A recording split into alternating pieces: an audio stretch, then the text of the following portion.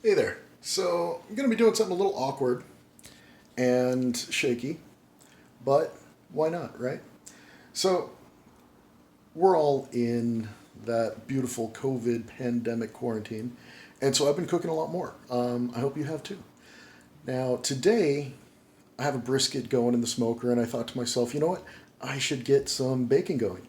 And I said to myself, you know what? That's a good thing to show people how to do because there's a lot of questions about how to do it.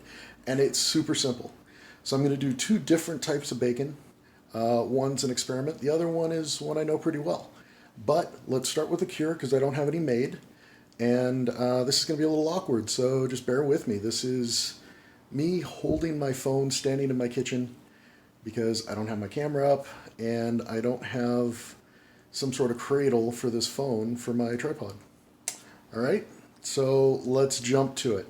What we have, and that 8 ounces of kosher salt. That right here is 4 ounces of granulated sugar.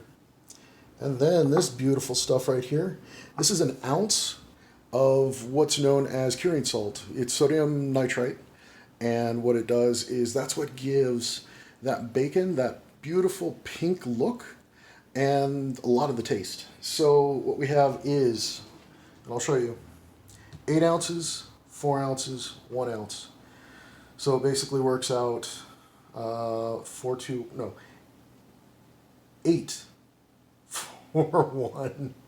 Anyway, obviously math is why I'm a cook. We just mix it all together, right? This will be the cure. Now, this is the part where I don't think I properly got prepared. There we go. Lid on. Now once the lid's on, shake it up. You could also do this in a cocktail shaker.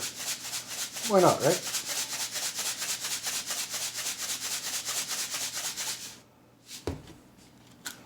Now what we're looking for, nice and well mixed. That's pretty good. So now what we're going to do, that is 5 pounds. 5 pounds of pork belly. Cut in half. So each one is about 2.5 pounds. Now what we're going to do is 5 pounds is 80 ounces. We need 5% of that weight from this cure. So that means I need 4 ounces of the cure. Rob Smith, if you're watching this, yeah, we need the cure. So, gonna go ahead, get this all set up here. This is a great scale if you don't have one. OXO, I've had it for years. And so I need 4 ounces here.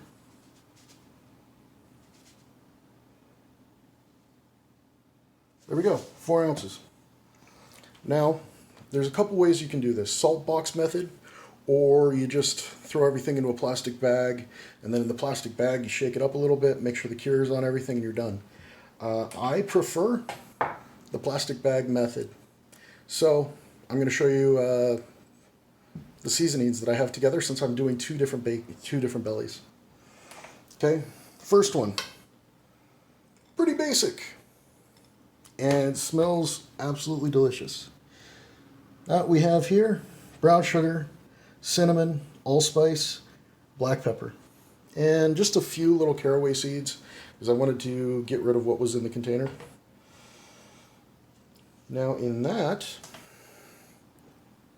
I'm going to put half of that cure in there.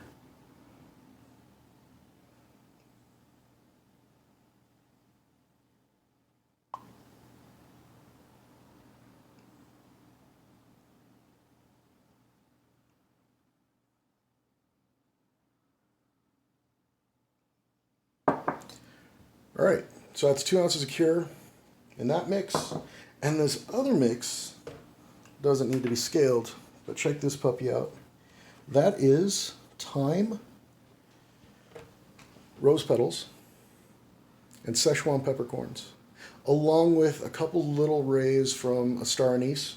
The Szechuan peppercorns and the star anise were ground together, and then I used the thyme to grind in the spice grinder too, to kind of clean it out, get rid of the what was left of the Szechuan peppercorn and also star anise. So that's the other seasoning. That's the experimental one. I've never done roses in my bacon. Now, I have before done vanilla. Vanilla in bacon is actually really good. So, now what I've got to do is get these bellies into my plastic bags single-handed. I didn't think that through.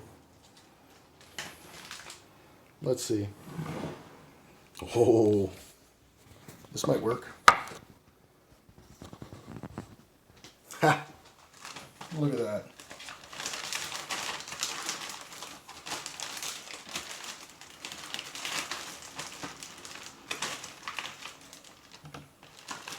Now these bellies are pretty simple. No skin on, but they look really good. I pulled them out, rinsed them off, and now they're ready to do this. Now the bags that I'm putting them into are 2-gallon Ziploc bags. I find these are so useful. By the way, check this out.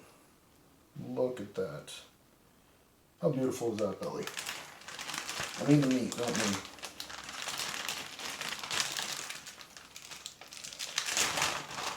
Alright, I can get this out of the way.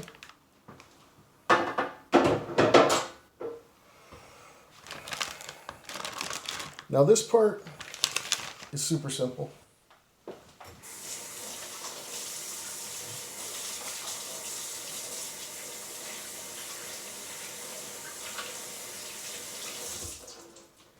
I will say this, don't be afraid to wash your hands a lot when working with pork, making bacon, any of that.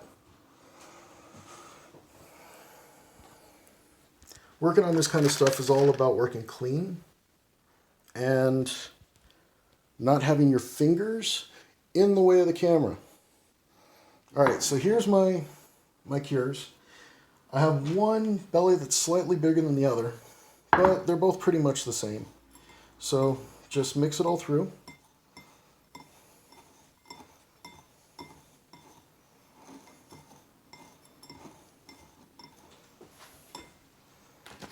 And all of this goes in there.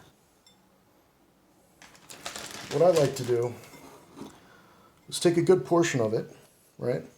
Take a good portion, put it on the fat side, which I'm sure that doesn't look like anything. Right? Rub it around. Make sure the fat is nice and covered. Right? So you can see here the fat decently covered. Flip it over. And then everybody in the pool. Right? Everything that's left goes right in there. Now keep in mind, this is a lot easier of a process when you're using both of your hands. So that's one. And don't worry, I'm going to clean this all up in a minute. Now, we go to this one.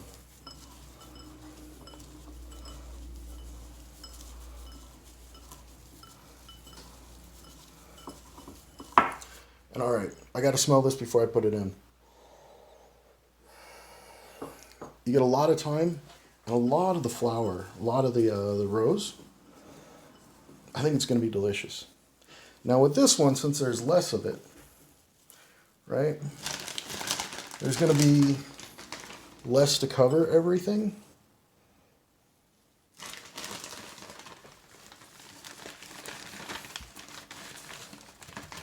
Now, one thing to keep in mind is when you're using this particular method of curing bacon, since it's in the bag, all the juices that eventually come out of this belly are going to stay in the bag.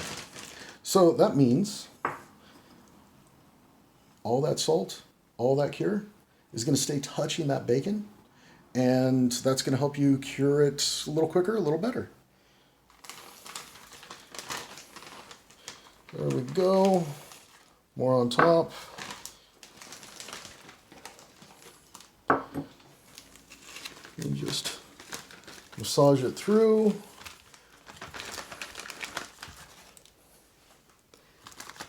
How's that look? See? So there we go.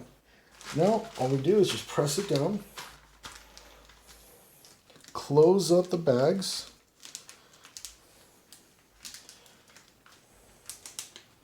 and then as you close the bags, let me figure out how to get this camera back down on the ground so you can see what I'm doing. I need to get the right tools.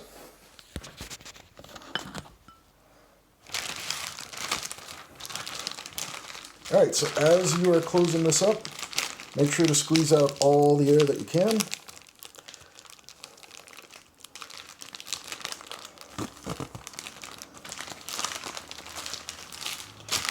And there it is. That's how it's going to go into the fridge. And you're going to let it sit in the fridge for about a week. At about the 5 or 6 day mark, what you can do is check it, feel it. You want it to feel nice and kind of on the stiff side. And the color is going to be different as well. It's going to be a little more pink. That's going to be a good sign telling you that it's probably cured. It's probably ready to come out. The other thing about it too, store this in the bottom of your fridge. Nothing above it. I'm sorry, nothing below it, because it is in fact raw meat. And then just make sure that you flip it every day. And I like to stack one on top of the other. Just like that. That's how they're going to go into the fridge. All right. These are going to be done in a week. And then you can eat them. Enjoy. It's super easy.